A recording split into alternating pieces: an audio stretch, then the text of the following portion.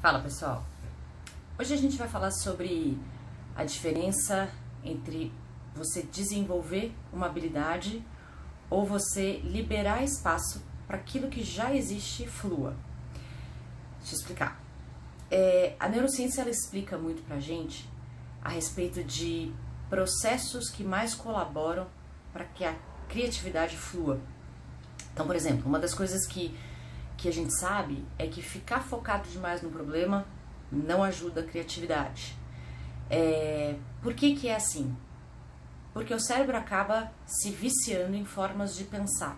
Ele acaba se viciando em modelos, mapas mentais. Então ele precisa relaxar, ele precisa sair daquele ambiente para eventualmente conseguir formar mapas mentais diferentes, fazer conexões diferentes. E aí tem uma outra coisa também que a neurociência ensina, que é as nossas funções executivas competem com o nosso sistema límbico, que é mais responsável pelas nossas emoções, principalmente as emoções mais negativas, os sentimentos e os movimentos de bater e correr. Então, e mesmo para que o nosso sistema ascendente, que é o mais intuitivo, etc., flua. Então, assim, quando você está usando demais a sua capacidade de análise, planejamento e etc., isso significa que a sua cabeça vai perder a capacidade de fazer associações livres, de conseguir desempenhar no aqui e agora, de conseguir fazer associações, de conseguir ter criatividade. É um pouco do resumo de tudo que eu falei até agora. O Tim Gallwey, que é um dos precursores do coaching, ele diz o seguinte, ele tem uma fórmula que ele fala que a performance é igual ao potencial menos interferência. E a questão da interferência, ele traz como as interferências internas, os medos, os traumas, os excessos de reflexão. E eu dei todo esse embasamento justamente para explicar que às vezes a situação não se refere a desenvolver uma habilidade, e sim a deixar com que aquilo que existe flua. Eu tenho uma cliente que começou um processo comigo de desenvolvimento, e ela trazia muito uma necessidade enorme de planejar, de organizar, de pensar. Era o modus operandi normal dela, era o funcionamento normal dela.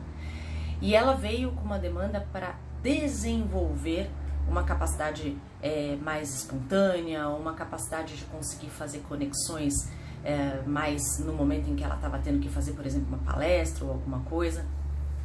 E o que a gente percebeu durante o processo é que ela não precisou desenvolver nada. Ela precisou começar a fazer aquilo que a neurociência explica. Ela se propôs a planejar um pouco menos, a organizar um pouco menos.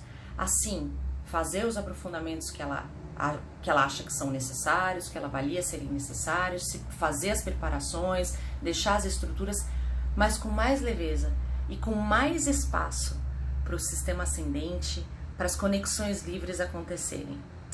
Qual que foi o desfecho dessa história? Bom, o processo dela terminou, na verdade ela fez um processo em 10 reuniões e o processo dela foi muito legal. Quando ela terminou, ela descobriu não só que ela tinha uma enorme capacidade para fazer essas associações livres, e improvisar e criar coisas ali no momento, como ela também descobriu um enorme prazer em fazer isso. Então pensa só, uma pessoa que já tem essa capacidade de planejamento e de aprofundamento, se ela consegue achar o ponto ideal entre essa preparação e deixar as coisas fluírem, ela se torna muito mais eficiente, muito mais eficaz naquilo que ela se propõe, porque daí ela conta com mais recursos. E esse foi um caso em que a pessoa não teve que desenvolver nada, ela teve que tirar as interferências do caminho e se propor a fazer aquilo que a neurociência ensina. Para ela deu super certo. Se você for uma pessoa que está acostumada a se planejar muito, a se depender demais emocionalmente do planejamento, quem sabe não vale a pena fazer um teste e ver se a sua criatividade, a sua espontaneidade, a sua capacidade de fazer associações livres surge e você descobre um potencial que você nunca imaginou ter. Mais uma dica aí. Qualquer coisa a gente tá por aqui. Tchau!